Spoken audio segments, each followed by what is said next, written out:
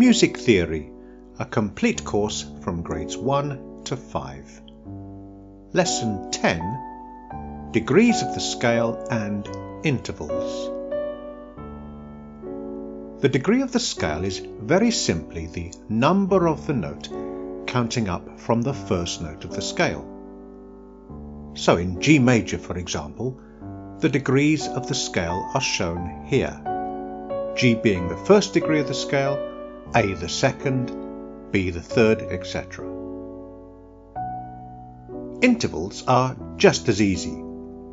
The interval is the gap or distance between two notes.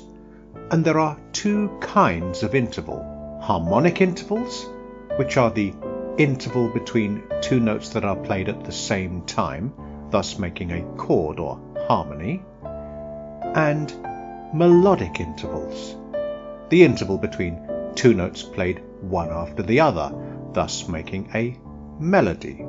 It should be noted that working out harmonic intervals and melodic intervals works exactly the same. So, in the scale of G major again, the interval between G and B is a third. It doesn't make any difference if the G and B are on top of each other, as in a harmonic interval, or one after the other, as in a melodic interval. And notice that we use the word third, not just the number 3. Now let's see how much you have understood. Above each of the following notes, what note would you need to write to make the named harmonic interval?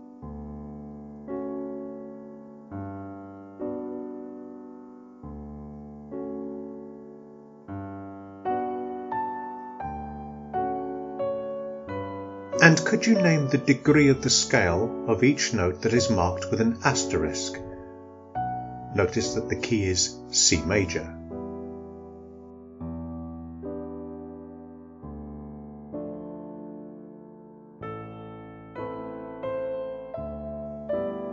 And finally, after each note, what note would be needed to make the named melodic interval?